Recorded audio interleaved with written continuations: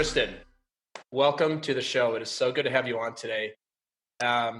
Delighted for the audience to get to know you and hear about all the cool things you're up to. And let's start how we always start the show. Would you give us a brief introduction of yourself? Sure. I just want to say, Jason, thanks a lot for, inviting me onto your show. I'm really excited for you, Yeah, and thanks for the opportunity for me to just talk a little bit about what I do on a day-to-day basis. So excited. yeah, my pleasure. Thank you. My pleasure. Me too. And so what was your first question? Oh, just let the audience know a little bit about yourself, who you are, Okay. where you're sitting right now, and we'll go Great. from there. Terrific. Well, I'm a therapist. I'm a psychologist, but I'm really like more a relationships therapist. I have an office in Hoboken, New Jersey, a couple mornings a week, and I work 3 to 4 days in New York City, actually in the financial district. And I've been in practice for 16 years and received my doctorate in a medical college down in Philadelphia, actually Philadelphia College of Osteopathic Medicine. And when I that I was living outside of Harrisburg, Pennsylvania, had a practice there for almost 10 years and was super, I wasn't as challenged as I'd like to be. And so I was somewhat bored. And so I decided to pack up and move to New York City in late 2012. And Yeah, over the years of being in practice, when you first start off, you're really pretty much seeing everybody. And over the years, I've just, now I'm just really focusing on relationships, marriage before, during, and after, of course, co-parenting, dating, how to improve your relationships. I really just focusing on those types of things now in my practice and find it to be rewarding. yeah. Is there any better place in the world to practice relationship therapy than downtown Manhattan? Probably not. like you would be a call. You have a lot of high stress, high wealth, Yeah. family dynamic type people surrounding you at all times here in New York City overall, but especially down in the financial district. So I'm guessing that you're no longer bored, like maybe you were for your practice somewhere else. Right. That's really Yeah. cool. Yeah. Yeah. Not at all. I'm busy. That's good. Busy is good. Yeah, that's great. Mhm. So Kristin and I know each other. We both work I work as a coach and Kristin works as a therapist. So we met through mutual self-development interests and mental health interests. So that's how we know each other. And Kristin, now we're going to go into one of my favorite parts of the show, and we get to give each other our first impressions of each other. And you and I have not talked about this, so this will be fun. And surprise, you get to go first because it's my show. Oh, great. so, so my first impression of you was that driven and motivated and really wanted to do something different and better with your life and was really want to take the necessary steps, and you just really had this way about thinking about your life as to where you were and really where you want to be and super focused on that. And so I think that you know really I could really relate to that, and it's a lot of the clientele that I work with, and so I think that really resonated with me when I first met you. Hmm. Yeah, thank you. I'd say that's Hmm. all. That's all very accurate. So Uh-huh. my first impression of you, and I know we met over a Zoom meeting, so it was our first impressions of each other were not live. We've since met live, but at the time it was on a Zoom meeting, which you get a good flavor for somebody. First of all, like I'd say you come across as very intelligent, but also like intelligent, but a very relatable and very real with a good sense of humor. Like, I think like for me, when I picture therapy, I think a lot. I think, and I don't know, this is how I think about it. It feels very heavy, and Mhm. just like you're not a heavy person. Like you obviously have the chops of the therapy, and I'm sure you go into all sorts of things with your clients, but you're not somebody who comes across as extremely serious. And I mean that the best way possible. It's like, this is somebody who's really smart, who knows their stuff, but also knows how to have fun. So that was my Well, first impression of you. I appreciate that. That's that's nice to hear. I mean, I think that one of the things as a therapist when we work with clients is that we want to be able to be relatable. We want them to feel that the people, the clients, that that we can see their point of view and that we are approachable and that we're not this standoffish. Always, how do you feel? And that's all we really say. I mean, I don't, I certainly wouldn't describe myself as that type of therapist. So I appreciate that feedback for sure. Thank you. It's Yeah. great. Well, yeah. I always relate. New Jersey therapist. I'm sure you've heard this 100 times. I always relate you to Dr. Melfi on The Sopranos. Oh, yeah. He's like the Right. famous Yeah, Lorraine yes. Bracco's Sure. character. Tony's Sure. therapist. That's like, yeah, where they had some interesting interactions. They did. If you ever watch The Sopranos. Oh, all seasons. Yeah. Well, very Yes. cool. Let's get into today. I'm really excited to share my experience with you, with the audience, and Sure. everybody learn more about you. And what's really cool about this show is I get to learn a lot about you too, because we're going to go through some topics and questions that I don't really know. I don't have any idea how you're going to answer them. So I'm really excited for myself, selfishly for myself. And then when this goes out live to the world, they all get to hear it as well. So let's get into it. So Okay. first question Mm-hmm. is, Kristin, what's something that you nerd out about? When I got that question, only a nerd asks those types of questions. But that being you, Only a what?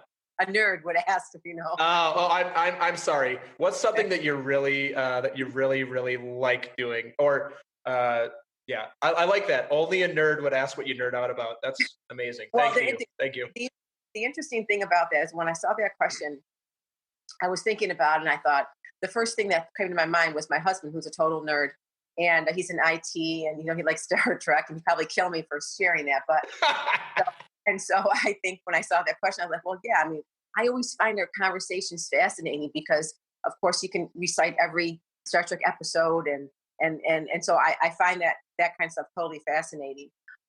But I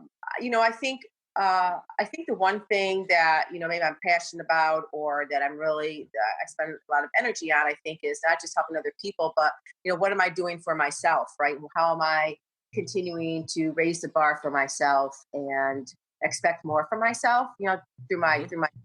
and I think that in helping myself, I think that I'm better able to help other people, and so I think that through our conversation today, maybe that will take on like a little bit of a better or more about flavor as I share a little bit more about my experiences and where I'm at in my life and what I got my hands on right now. hmm Yeah. Yeah. So just to expand upon that a little bit, can you give us a specific example of something that you do to improve yourself?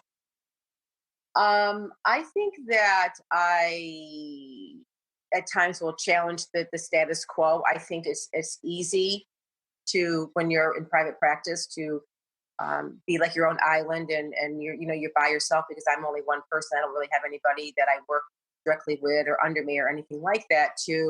You can kind of get closed in on that, and you can think you have all the answers, and just because you're just doing your own gig. But I think that just always expanding my mind, or talking to colleagues, or reaching out to other people, or questioning maybe why I framed a question the way that I did, or how I approach hmm people, or how can I approach them differently and better. How can I be like a better therapist? hmm Just showing up a little bit differently and better each time. Yeah. Yeah. That's cool. I mean, Yeah, it's just like coaching, right? Like that's a never ending journey. You can always be better. And it's also um, it's different for each client too, right? Because you've got to deal with each of your clients as individuals, and trying to be the same. You bring the intelligence and the learning to each of your clients, but then you have to treat each of your clients as an individual human being. And what may sure. work great for one client may be completely falling on deaf ears for another one. So yeah, that's what I love about this work, is it's a lifelong journey, and you're never going to be the master or or perfect at it. There's always something to strive for. So I think for people like you and I that are self-development, like I'm a self-development junkie too, like it's fun to be in a profession where you're like, oh, like what's the next, how do I improve myself every day and every session, Right, like 1%. And there's always room to do that. So that's super cool. right, and it's not just I mean, it's not just profession; it's also personally. So I work with a lot of couples, and being married, when you're helping other couples, it's common to also think about your relationship, and how am I showing up in my marriage, and how am I communicating better, and what am I doing to kind of raise the bar for my marriage, and for myself individually in within the context of that marriage. Yeah. The question for you about marriage and therapy. Sure. Would you advise your clients to go into a podcast and call their significant other a nerd? Well. The fun thing about that, he knows he is. He jokes Yeah. around. Yeah. I got got my calculator, my pocket pencils, and I got my Star Trek drawings, and I'm like, okay, that's all good, right? So Yeah. we have a lot of fun with it, sure. Yeah. Well, and you married him, so I'm sure Right. so it all worked out great in the end. Well, Yep. cool. Thanks for sharing that.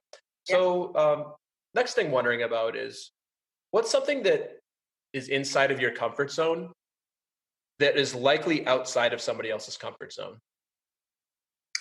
I think I think one of the things that really resonates with me is inside my comfort zone is the value of being honest, and oftentimes that's uncomfortable for people to really embrace being honest with themselves and with their partner or their spouse.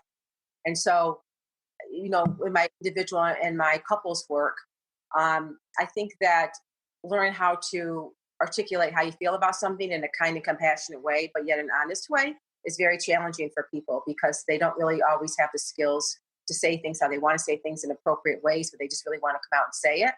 But I think that Hmm. one the biggest challenges in relationships is just to be honest really about anything, right? And I think that because couples are all different, some couples and some relationships don't really have the emotional bandwidth or the emotional safety, I should say, for people to be honest. And so that's always a Hmm. so helping people move into that and like the purpose of being honest and how that affects their life both individually and within a couple if that's where they are in their life. Hmm. Mhm. Yeah. Yeah. That's curious with your clients where you see like, and I've discussed in the show before, I'm married as well, where honesty and it's when it's not in a safe space can be very challenging. And I think there's also an element of what you said. To me, the easier way out is to not always be completely honest because it's less confrontational. Hmm. So I'm curious how you work with your clients, or and maybe this is just for your own marriage or how you operate. How do you balance the um, your honesty with not coming across as confrontational, or like I also think there's a challenge. I see this a lot in coaching with like, oh, I just want to be honest with you, and what they're actually saying is like, I want to tell you what I think, or I want to give you my opinion, which actually Hmm. isn't a fact. Or and it's okay being feeling things and opinions are being honest with people, but how do you balance that? Where like I guess what I'm asking for is how do you give um, in a conversation where you want to be honest, how do you do it from a place that's empowered and not from a place that's going to maybe set the other person back on their heels?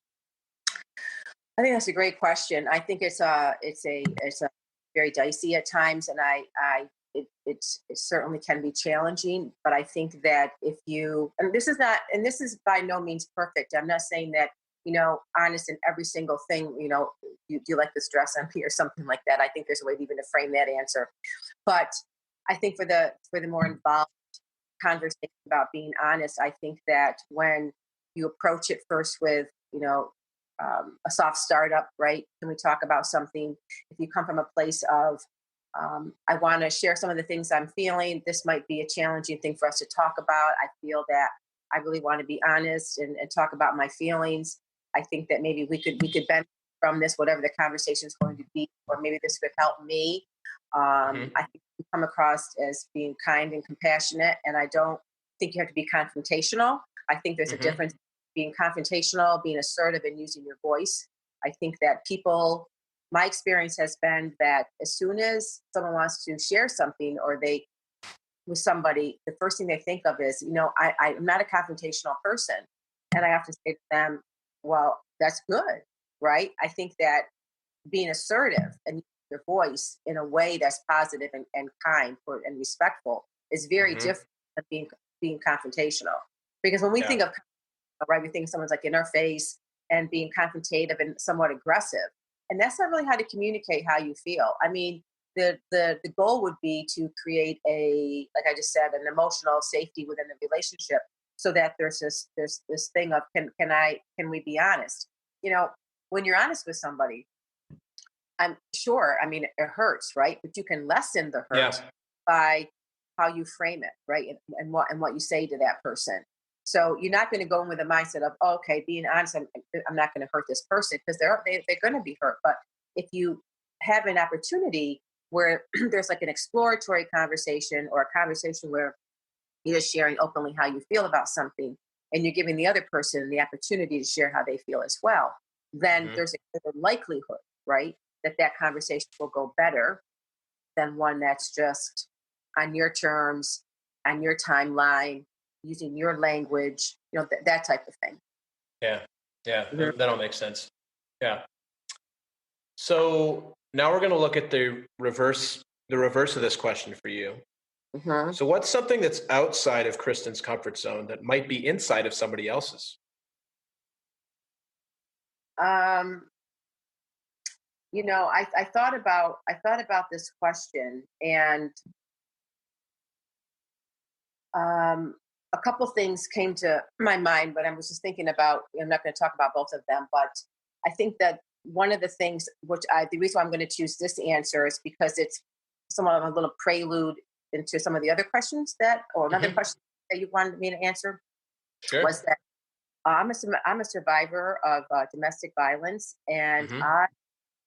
um, I left a marriage several years ago, and it took me a very long time, years actually, to come full circle. And I'm not even sure if I've even come full circle with sharing that part of my life with people. I mean, I wrote about it a few years ago, and which was a very raw and vulnerable experience for me. Hmm.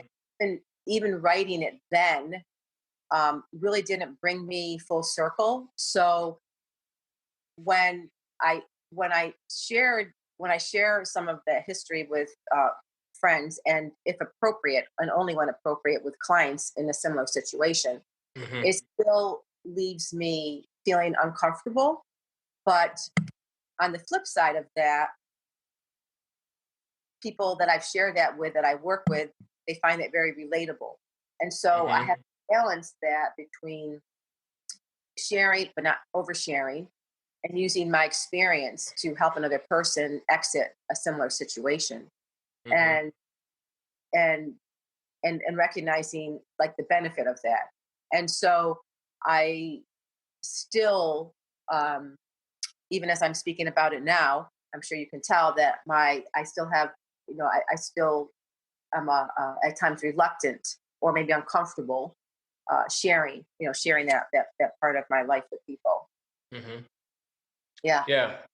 Yeah. When you do decide, and first of all, I want to thank you for sharing that and being vulnerable. Thank you. So it means a lot that you would do that for myself and for the audience here. I'm just curious about that and the work that you do as a therapist. And when you run into you're either doing couples therapy or uh, you're working with one of the people in the marriage, and this same situation arises. Is it hard as a therapist to, like, I know you're trained to do this, but is it still hard to separate yourself from feeling the feelings that they're feelings and just be a, step away? Like how does that interaction happen if, like, somebody comes to you and says, hey, I want to tell you that I'm suffering from domestic abuse? Well, first of all, I think you're required to report that by law, aren't you? Or am Um, I misunderstanding how that works? you mean like a physical? I'm not required. I Yeah. mean that, or a child abuse. I mean, when someone is in physical danger, you encourage them as much as you can, to Yeah. shelter, and you provide the resources for them. Um, I mean, only I'm only mandated. Obviously, if a client comes to he or she's suicidal or homicidal, then I have to do that. If there's a Got case of it. Okay. which is now secondhand, I'm required. But when someone Yeah, comes that's to what me, that's what I'm sorry, I'm confusing. The mandated yeah, reporter is for yeah, minors and like bodily harm. Like, okay, got it. Sorry, yeah, I was confusing something there. and right, and elder abuse. Uh, but when someone comes to me, sure. I mean, I think that I wouldn't be human if I wasn't somewhat a little bit triggered by that. And but my goal in helping someone in that same situation um, is to provide a sense of safety within the context of the therapy room, and to help them suss out what they want to do, and what the degree is, and what kind of resources they have. And if appropriate, after I form a relationship with them, a therapeutic relationship with them, if it's appropriate, and I've only done this a few times, is to share my experiences, so that they see that there's somebody on the other side, that's got out of that type of situation. Hmm. Because every situation is different, and some women do not have the resources, support, financial, otherwise, to exit Hmm. those situations. And so those types of times, you have to think about, what is in the best, how can I best help this person? You just can't tell them, nor would I, get up and leave. But I mean, there's an element of safety, Sure. concern, sure, Yeah. that you really have to talk about. Yeah. Hmm. Yeah. Yeah. That sounds very challenging. A Yeah, challenging place to be, but right. yeah. I want to thank you again for sharing that. It's an important topic that we haven't talked about on the show before. And yeah, just thank you for sharing that. So, Yeah, and it's and on a sidebar, and even in conversations with other colleagues, other people that I don't see as clients. I mean, it's you would be surprised the stories that people share, and how rich it is. yeah, that's You know, terrible. the emotional and the psychological and the mental and the physical abuse. Yeah. Hmm. Yeah. Well, it's a good thing we have people like you in the world who are there to, provide support and provide resources as needed. So I thank you for doing the work you do. I appreciate that. Thank you. Yeah. Yeah. Also a good example you get asked sometimes as a coach, like, hey, where do you draw the line between therapy and coaching? That's a good Hmm. example. If somebody comes to me as a client, and this has never happened to me, but if somebody was to come and say, hey, I think I'm doing this, stop the session and say, like, this is a therapeutic conversation. Hmm. Do you have and like I would do the same thing. Like, I've got a list of therapists you can talk to, or do you know somebody, or do you have a therapist? Like, that's not a coaching question, not a coaching conversation at all. I'm not trained for that. So, Right. Yeah. And the reason why I shared that was because in thinking about our podcast today and the other questions that you want, that you discussed with all the people that come on the show, is that mhm, that was one I had one that was one of the most profound um, um, changes in my life. Like once I left, that that that made me pivot in my life in significant and substantial ways. I mean, it was a game changer when I left, and so it was very empowering for me to leave. And so I really want to leave on that note, that even though it was a horrendous situation, the day that I walked out while he was at work was it changed my life, it changed the direction of my life substantially. mhm, Yeah, yeah, it yeah, was a it was that was my that was that was the beginning of this huge journey, which gave me this great silver lining in my life. And so I really wanted to share that. yeah. That's Yeah. cool. And here Hmm. we are today. Here So, we are, talking on your yeah, podcast. I talking was. on the podcast today. That's great. Mhm. Let's so uh, yeah, I'm really curious now what you're gonna have to say about this, because I feel like it may be related. I want to give you a scenario that you've got 5 minutes and you get to give the speech to the world, right? So you get the world stage, Yeah. and we get to tune in and see it's live streaming. It's on Facebook Live. Some of us get to be there in Hi. person. You get to speak to all of us, I think 7 billion of us now. And they have translators so everybody can understand you. Let's put that caveat in as well. Wow. Yeah, My, it's a super cool kind of science fiction type thing. Your husband would love it. Mhm. What would you give your speech on, and why? I would give my 5 minute speech on the essence of time. I think that time is this construct that we've created, and I think that um, we're always looking for more time. We wish we had more time. We talk about how we're going to manage our time, our time is, and we talk about what our time means and how we want to spend our time, how we don't want to spend our time. And if you talk with people, they're what do they always say? I just wish I had more time. Like, what is time? Hmm. Like, time is this thing, right? I think about my life. I live my life in 50-minute or 60-minute increments. That makes up my day. And then, I have my weekend time and a time to commute. And so I think that, excuse me, I think that time is this fascinating construct that we have built, we've created, right, in our mind. We get these 24 hours in a day. And what do we want to do with this time? And how important is this word, right? How much value does this word carry for us, and how much we um, think about it, right? I mean, think about the word time, Hmm. right? What am I going to do today? How much time do I have? Oh, I got to do my podcast. How much time is that? How much Hmm. time? I have when I get done with this, right? I mean, I just think that the construct that we've created, the idea of time and everything around it is a fascinating subject. Yeah, that I'm over here smiling because like the irony of a person who literally like your job literally consists of scheduling people within very specific time constraints. Like you get paid, like you likely get paid by the hour and you run your business by the hour or by the session if your sessions are 50 minutes or an hour. It's such a cool answer for somebody who actually is like time is their business. Unlike, like working in sales as I did for 20 years before, going on my own, unless you have an actual meeting on the calendar, the day is kind of yours to do what you want, right? Like Right? I can make phone calls, I can work on emails, but your job literally consists of my clients coming in at 10 a.m. I'm meeting with them from 10 to 10:50. I have another client at 11 to 11:50. So I think that's a super cool and unexpected answer from you on what you're passionate about. Which this is a good example where like, oh, well, I learned something new about you I never would have guessed. I think that's super cool. I have to relate it because this is just my nerdiness. One thing I nerd out about is Curb Your Enthusiasm and Larry David. Like he's my all-time Oh yeah. hero. I can't remember. Do you watch the show?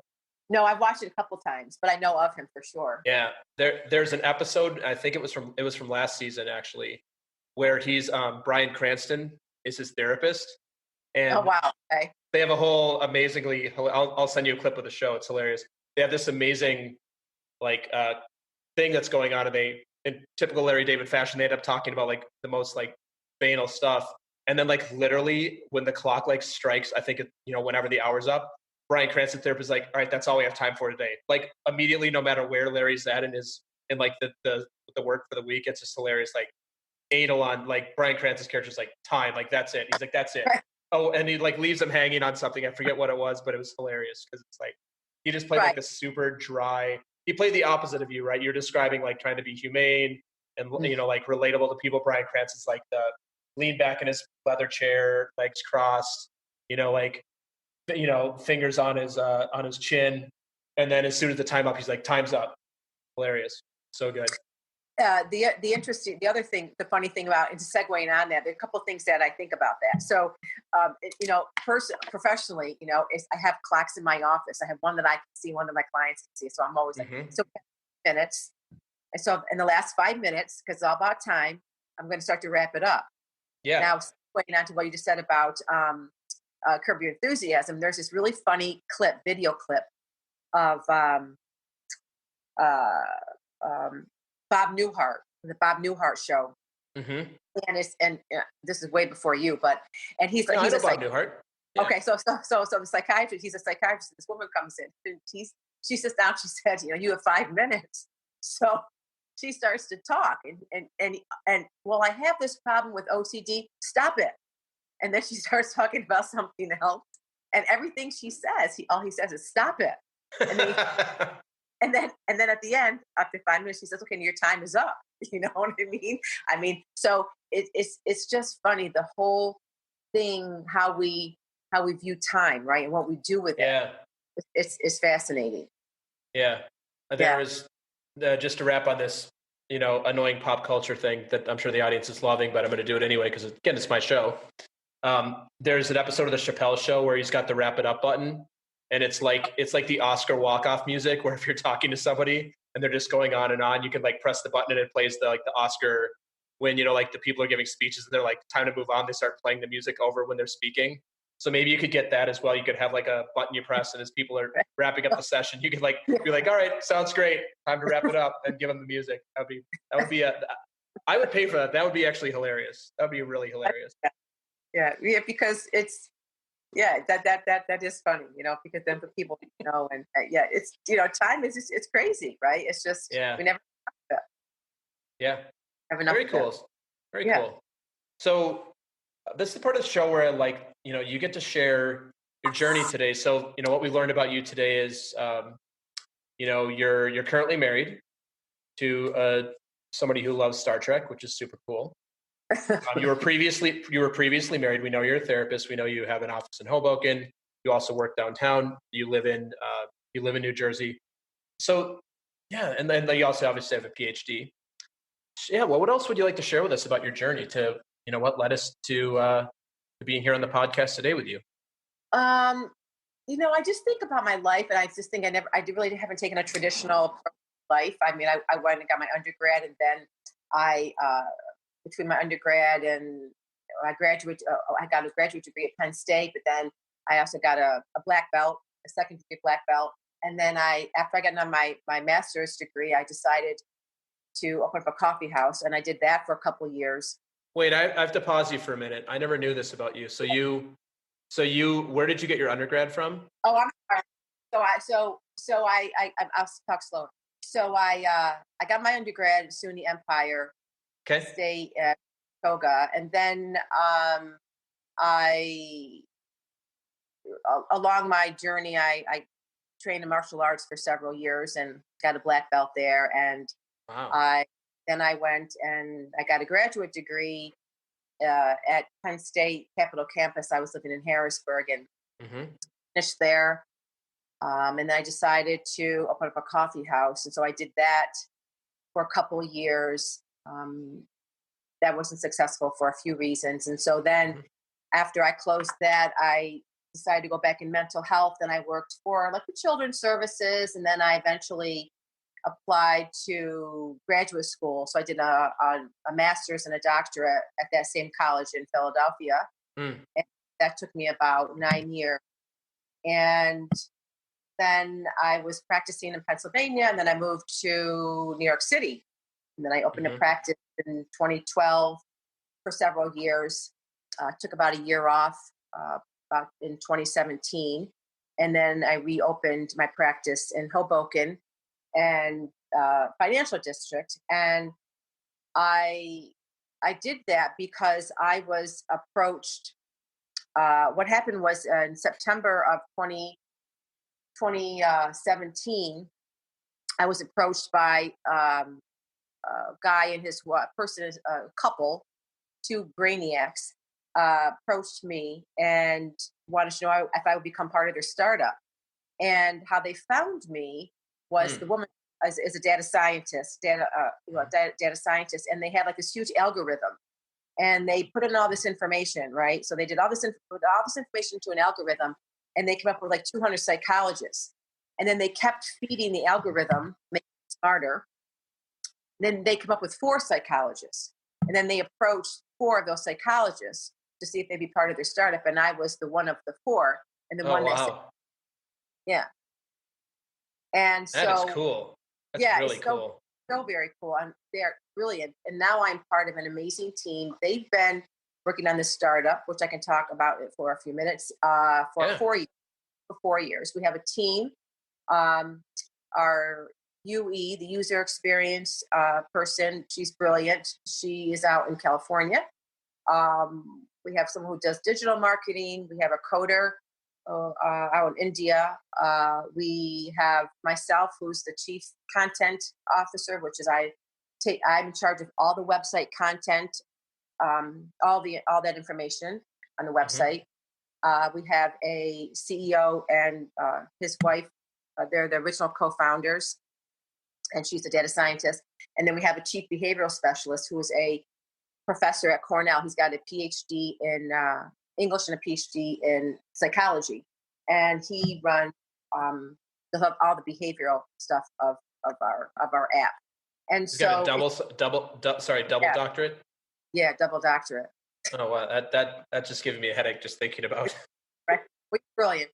And I can imagine. Yeah, and so anyway, my journey. I mean, I really had no idea, and the reason why after I took my year off from my practice and I closed just to take a breather and to reevaluate what I wanted to do with my life, I went back into practice because I felt if I'm going to be part of this startup, I had to be in front of people, right? Because being in front of people gives me my clinical skills and gives me the clinical repertoire that I'm going to need, right, to really become an important piece of the website. And so I started in Hoboken part-time.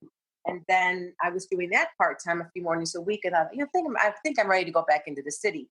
And then when I decided to come back into the city to do work, I decided to come down into financial district. And 2.5 years later, we're getting ready to launch our Kickstarter. Well, 4 years later for them, and 2.5 years later for me. We're going to be running. We're going to be running our Kickstarter probably sometime in January. Now, another interesting piece of that is that on a whim, the two original co-founders, Sarav and his wife, they were like on YouTube watching something, and this commercial came up for Inventure X. And Inventure X, I don't know, but Kevin Harrington, who started Shark Tank, he runs Inventure X. I'm sure you know that. And and they just happened to reach out to him, said, "Hey, would you be interested in?" Because they pick up 4 startups a month, and lo and behold, they picked us up, and they've been doing our digital marketing campaign for a couple of months, I think, and then they'll move into our Kickstarter in January. So that's really exciting. Like, I can't believe this is happening type of moment. Yeah, it's really it's fascinating. That's super cool. Yeah, and now it's kind of kicked into high gear where I'm ready to launch our website. We've done some intro videos. We're hoping to launch our app, I think maybe sometime in February, March. I'm not sure, but definitely Kickstarter in January. And that's just been an exciting piece of my life that, takes up a lot of time now, but very, very excited about it. And it's wonderful. Yeah. Well, I think you and I have talked a little bit. I also have a passion for startups. Like I much prefer working at startups. So I'm really happy for you. That's super cool. I had a couple questions for you on this, since we haven't really talked too much about this. So the first, Kevin Harrington thing is it his venture fund that's taking an interest, and do they provide funding, or is it more like, hey, they believe in what you're doing from I guess not just the financial part, but like they believe in the mission of the company, and that's why they're getting involved? Is that what that's cool. Right. So basically my understanding, of course don't call me this, but my understanding is they don't make an investment in you. They financially they make an investment in you because they really believe in your product, and they and however their structure is set up, I'm not really sure. I mean, I'm not part of that, but or how much I'm going to say, but they are really interested in the product, and so what they do is they will take on your product, and then they will help market it so that they get you ready for Kickstarter, right? So then whatever they do behind the scenes as far as advertising or marketing and so forth, because the original co-founders, they fund the whole thing. They're funding the whole setup. We don't have anybody any investors yet because we want it that way. Yeah, and so you're bootstrapped right now. Yeah. And so basically, they're funding it. We're funding it ourselves, and then at some point, I'm sure we'll go towards invest. But at this time, we're not doing that. Yeah, it's amazing. So who's and if you can't share because it's not a completely public thing yet, I'm just curious, who's your target user? Like, who's the ideal person you want to find? And it's, if I'm not mistaken, it's an app. It's going to be an app on the App Store, right?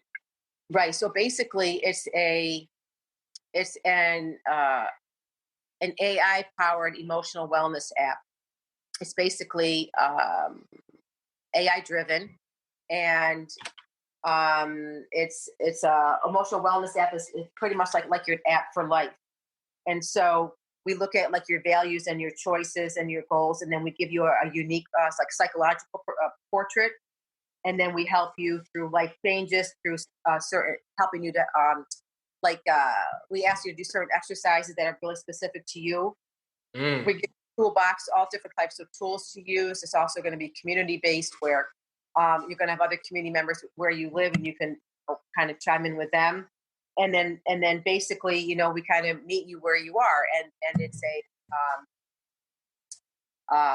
it's gonna be like through a selfie, and then how you are feeling emotionally, and then the more information that you put in, the more exercises you do, and so forth, and the more tools that you use, and of course, the smarter it becomes to help you even more. So it's a very specific AI-driven emotional wellness app that helps each person individually. So, for example, if you have like a mindfulness app, right? People go on mindfulness apps, but they don't always work for everybody. So, but mindfulness might be one tool that we're going to give you. Maybe CBT, kind of behavioral therapy, might be another tool. Maybe yoga might be another tool. Another part of our app is that on our website, we're going to have all different types of blogs and vlogs, which are video blogs. We're going to have webinars that are going to cater towards all these different types of challenges you have in your life. So we look at 3 categories: rebounds, for example, experiencing heartbreak or loss or the death of a parent or bereavement. Transition, for example, getting a new job, your first job, becoming a parent for the first time. And enhancement, wanting to feel less lonely, improve your self-confidence and self-esteem. And so those 3 modules we're going to start off with, and we're going to have all different types of ways into whichever direction you choose, right? Whether that be, rebounds, transition, or enhancement. But there's going to be lots of different categories within those 3 major categories, if that makes sense. So, Kristin, do you see but first of all, this sounds really cool. And I don't personally know of anything in this space like this.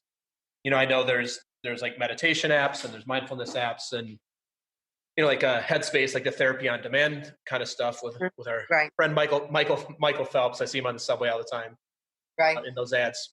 But I'm curious, do you see this product as, or the company as a replacement for a therapist, or more as something that somebody would want to use when they're considering that they maybe want to work with a therapist? Or would, and you as a therapist yourself, would you see this as we meet weekly and then in between our sessions, there's this really cool group of resources that you could use? Like, where do you see this fitting into the marketplace, into the mental health marketplace? Well, actually, that is a really a perfect and great question, because it's not mental health. I mean, it's an emotional wellness AI driven app, and it's a clear distinction between.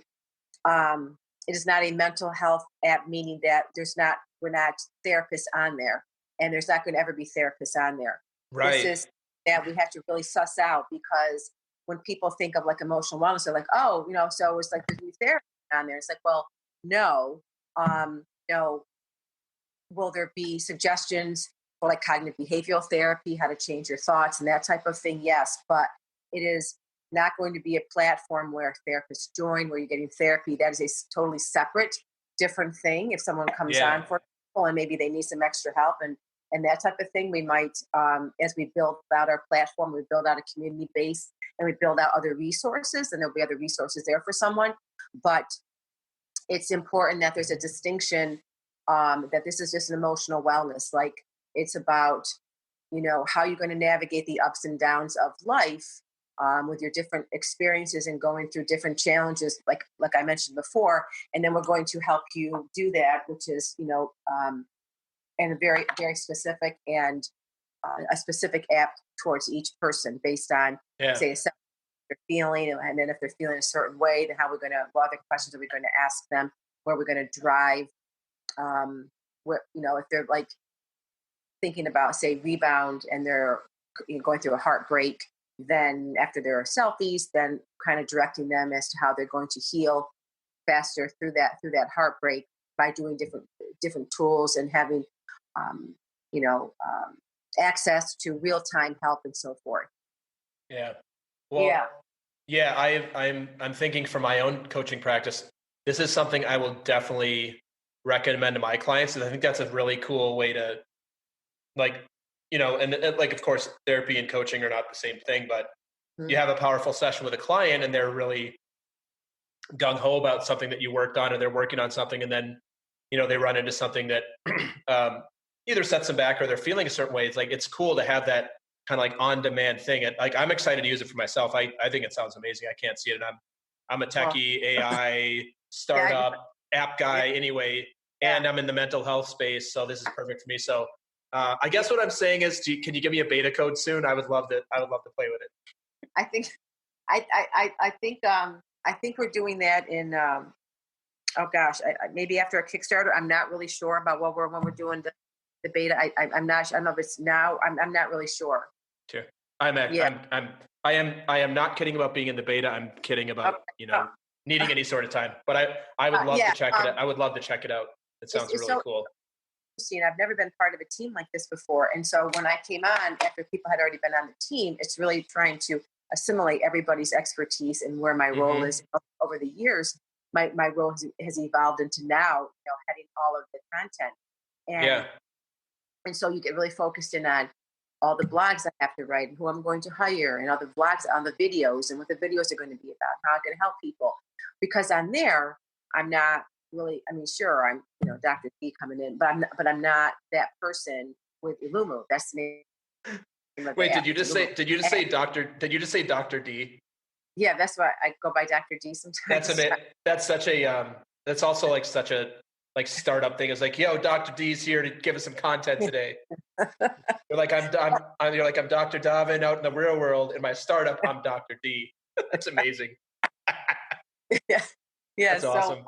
yeah, so I think so when I get those questions, I'm thinking, okay, because there's so much information, right? You're part of a team, and you're trying to remember all these different things, and everyone's got their piece of the pie, Yeah. and trying to just keep up with my share, right? Which is Yeah. right now pretty enormous. The responsibility right now just to get content up, and yeah, it's been That's really cool. yeah, it's fun, it's exciting, and it's fun, and you just have to, to your point, when you get involved in these projects like this podcast for you, you have to be very internally motivated, right? It's Mm-hmm. just like Yeah. intrinsically, this is what you want to do. No one has to ask you to do those things. You just do those things. It's where you Yeah. find your joy, where you find your happiness, where you have fun in your life, and that's what it's about, to kind of balance, the day-to-day stuff. Yeah. Well, Yeah. yeah, like I said, I'm really excited for you. I'm excited. Thank you. I'm excited when this comes out. You can consider me a customer Oh, user when thank it comes out. I have an iPhone, so I'm assuming it's coming out for both Apple and Android devices would be my you. guess. And then Yes. you said, Yep. you said you also have a web component as well. I also Yep. use a computer, so I'll be a perfect person for you to be a customer. So I'm Okay. really excited. And Thank you. yeah, and as we in the show notes, what we can share about this when your episode comes out, I will be sure and have the links to all these things as Oh, well. I So appreciate that. yeah, Really so do. of course, for the audience wants to know more or download it or try it or purchase or whatever your business model is going to be there.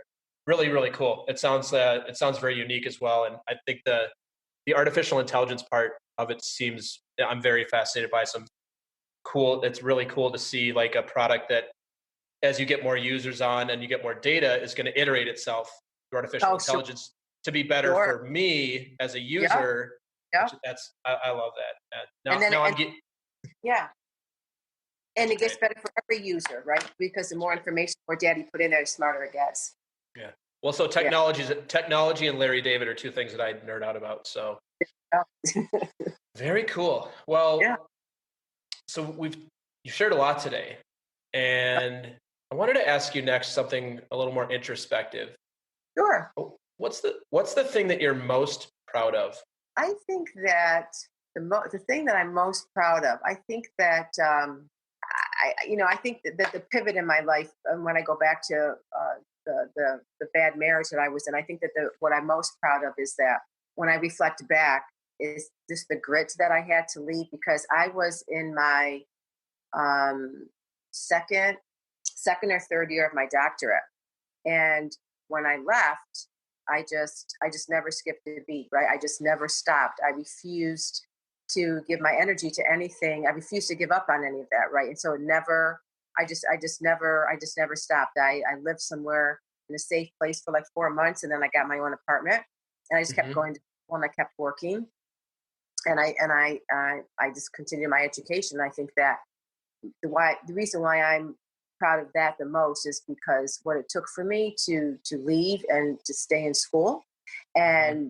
and it really set the tone for the next 15 years of my life, Yeah. right? And so that Yeah. demonstrates, what I'm able to do. And then I think that is the thing. And then the other thing maybe is that when I decided to leave Pennsylvania and I just moved to New York City, my only person I knew was my brother and his Hmm. wife, Westchester. And I just rented my house, sold my furniture, gave a lot of stuff away, and then I just moved. Hmm. Yeah. Yeah. Yeah. So Like there's many trailblazers, there's many people that do the same thing I've done. And I mean, the city is wrought with transplants, right? I mean, yeah, and we all have a story, and we all come from different backgrounds. And I think that, people that would know me today would never think that I was that person all those years ago, and that I left that kind of situation. hmm But, it just goes to show you that people have a lot more perseverance and grit than they think they do, and that yeah, they're capable of achieving many, many, many things, right? yeah. Yeah. And Yeah, I, I think you actually preemptively answered the question I was going to ask you, and it was going to be, and if there's something else to add here, I was just going to ask you if there's somebody else, if there's somebody out there listening today that's in a similar situation to what you were in that you were discussing, what would you want to tell them? Like if you were there in front of you, what would you say to them? Not as a therapist, but as somebody human to human, somebody Mhm. who's gone through this and is here in the podcast today. What would you say to them? I think that's a great question. I think that I would tell them to build a tribe, get some support around them. And as someone who's gone through that, I would say that you can look at this as a problem or you have to find, and that I would also ask them to look at other areas of their life that maybe they've been challenged, that they've been able to overcome, and can they use some of the strengths that they already have that maybe they don't know that they have, because oftentimes when you're in those situations, your self-esteem and how you feel about yourself is so diminished. But I think that if you take a moment and to dig down deep, and you know and think about how you can remove yourself from that situation or what you need to do, I think that people can really do wonders for their life, right? If they really want to make a change like that, right? They have to, Yeah, even if they have to go out and get more support or do something, or live in a way that they're comfortable in the beginning, meaning go somewhere, stay somewhere that's not ideal, but it gets them to their end goal of living a different kind of life. yeah. Next question for you: Sure. what's something that you are afraid might Oh, actually be true about you? um, that's a good one. I love this Um, question. yeah. my Um, my my guests don't love the question, but I love the question. yeah. Right. Well, you're the host, so I'm so the so host. I'm the boss. Kind of, right. not really, And but then I'm the therapist. I get to ask the question. So that's. when I I know the tables have turned. This is great. yeah, yeah. Probably that I'm a little more stubborn than I like to let on, that I like to accept. I What's your think that husband's name? Rob, Hey Rob, if you're listening, we'd love if you'd write in or come on sometime and tell us whether that's true or not. he, I know my husband, and he probably say it is. I Yeah, think that, you know, I'm not I'm not a kind of person that's got to be right. I think that I feel that I have the better ideas, so sometimes I'm probably, a little more stubborn. yeah, Uh, and I think that I would say no. I don't really. No, I think I'm open minded about A, B, or C, but I'm talking personally. But yeah. probably a little bit more stubborn than I you know that I like to admit to. Mhm. That's Yeah, cool. yeah. Yeah. So hmm your favorite saying is if I want your opinion, I'll give it to you. It's yeah. a very very empowering place, Oh, and I like it. yeah. Right. And just to be clear, I want to just say this for the audience that they heard. This is not how Dr. D, as I'm going to start calling you, how you show up as a therapist. This is in your personal life. Right. Absolutely. When you Yeah. come and work with Dr. D, she's not going to be like, well, I know more than you. So that Right. is, you take off the personal cap and put on the therapist cap Or, yep. while still being related. That's a Makes great sense. question. Yeah. No, yeah. And Yeah. thanks for answering it truthfully. And I can't wait to talk to Rob about this sometime. And then you can have him tell you something that he's afraid might be true about him. Right. Right. I thought for a minute you were going to say something like I'm actually a nerd because you called me a Oh, nerd and your husband a nerd. So I was maybe going to say right. like I'm secretly a nerd as well. Oh, yeah. No, no, that wasn't it. That's good. Well, we're going to wrap up in a few minutes. I always like Sure. to come back around and see if there's anything else through our conversation today that's come up for you that you'd like, that's popped up for you that you'd like to share with the audience at this point that we didn't get a chance to cover. I think I was just thinking about like my role, as a therapist, and like and like a wife and a stepmother and, like all the roles, we all play different roles, right? We're sister, whatever, brother, and whatever, all those different roles we have in our life, father, mother, whatever, child. And I think that, and like sharing my journey up to this point, and why I bring this up now is because the thing that I've been working a little more aggressively, or maybe more assertively with my client, not aggressively, assertively with my clients over the past several few years, is that I just feel that we just have to demand more from ourselves or for ourselves. And I don't mean demand in like a negative way, like this really, over the top goals and, all these high expectations. I just feel that we have to like move the bar a little bit, set the bar a little bit higher and ask more from ourselves and from the people in our lives in ways that are productive and healthy. Because I think that by doing that, we take a greater responsibility in the direction of our life. And I think that maybe working on this startup and, really immersing myself in emotional wellness and what it means to really up our game has really affected me in ways, and wanting to help people in greater ways transform their lives and how they feel about themselves, and like how they can take more responsibility, like I said, about making changes in their life and how they're going to solve the challenges in their life. And so I think that when I think about where I am now, all these these years in practice and the people, I think that's one of the things that I talk to people a lot about. In the session, a lot of times in therapy. How about we just demand more, right? Why don't you ask more of yourself? Yeah. And hold yourself accountable to those things too. And I'm not talking off the expectations of whatever. I'm talking about, like living an intentional life, right? Right. Doing things with intention and showing up and paying attention, and to like not just your relationships, but also your relationship with yourself. Mm-hmm. Yeah. Yeah. Yeah. I was thinking about what you shared with us on your journey today, and I've got another question for you. And this is a yes or no question. Sure. Back when you were doing your schoolwork and you're running your coffee shop, and back then, whenever that 5 or 6 years ago, or maybe it's a little bit longer. Did you ever think that a computer algorithm would spit your name out and you'd end up working at a startup? No. Yeah. Like I was just thinking about like the journey. Yeah. I mean, it's fascinating. I mean, even, I mean, didn't really think about algorithms or what that meant or anything. And so I find myself here.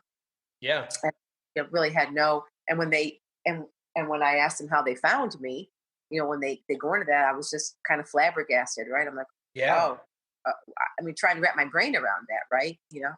It's very interesting to spend an interesting journey with them. Just really solidifying ourselves as a team and what it means to be part of a team like that, and your commitment to each other. Yeah. And real quickly, we met 4 out of 6 of us met each other.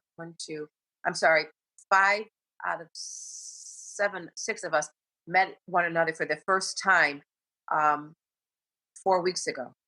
Wow. Yeah. Talk about like modern companies, right? Like just right. You've been working on this thing. Yeah.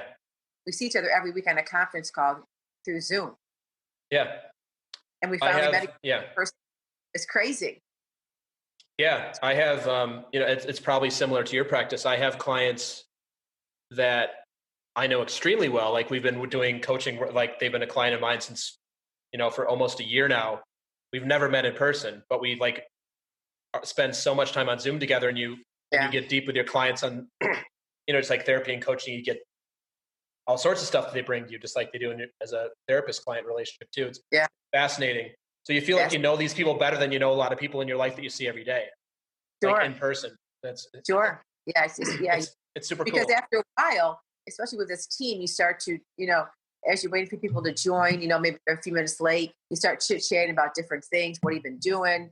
Next thing you know is 3 years later, you're talking about the different trips, all these different things. And it's really it's crazy wild. Yeah, it's definitely a smart. Yeah, it's finally happened where we get selected from a computer algorithm, and we never have to meet anybody to become really good friends with them in person. Yeah. good and I think mostly good, but that's a whole another podcast episode to talk about. Oh, sure. Connectivity and connectedness and technology and the pros and the Right. cons. And I'll add that Right. to the list. Maybe we'll have you back on. We can have a whole conversation about that. Well, yeah, So, and also yeah.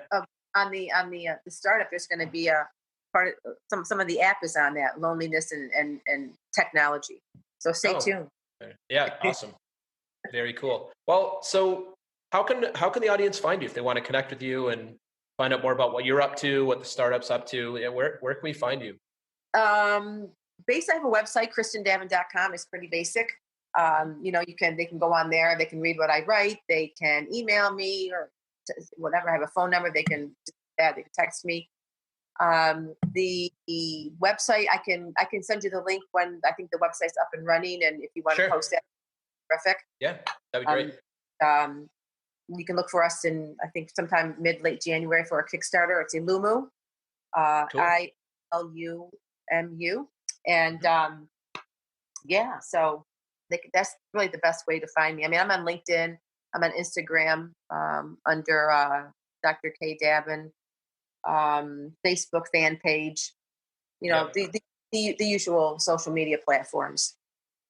Oh, yeah. I think also you do some work with an online mental wellness platform as well, right? I think it's called Lyra. Lyra, yes, I do. Yeah. And so for those listening, who have Lyra as a benefit at their company, you should be able to find Kristin through there as well. Right. Well, most of those companies with Lyra are like Facebook, Uber, Pinterest, eBay, Lululemon, Google. There's a ton. There's a whole bunch of companies, but certainly to your point, if you go on the mental health benefits, if Lyra's with them, they'll list Lyra and then give me a ring and love to help you out. Absolutely. Yeah, that's great. And we'll have to look for you by your full name, not Dr. D. Right. Kristin. Kristin Davin. So right. I want to thank you so much for being on today. It's been an absolute pleasure to talk to you.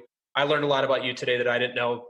Really fun to hear about your journey, where you've come from to where you are today, what you're working on with a startup, and also what you're doing in your private therapy practice. So last thing, and the tradition of the show is, I'd love it if you just leave us with a couple sentences, words of wisdom, and caveat, you've been giving us wisdom through this whole episode. Love to just leave the audience with something that they can take away and throw in a Post-it note somewhere that they can take with them. Leave us with some words of wisdom. Words of wisdom? Like you're the only one that can make it happen, right? You're the only one that can make change. I could throw out a whole bunch of cliches, but at the end of the day, it's our responsibility to take responsibility for our life. And, just start, set small goals, decide you want to make some changes, and embrace those challenges, look for solutions, and really, really focusing on the strengths that you have, right? To push yourself forward. Yeah. That's awesome. It. And I appreciate Dr. D. And I really, really do. I appreciate, the time and the opportunity, and let me speak about myself and my practice and what I'm up to. And I'm like I said in the beginning of the podcast, I'm super, super excited for you. And I know you're going to be a great success, and it's just going to be a lot of fun.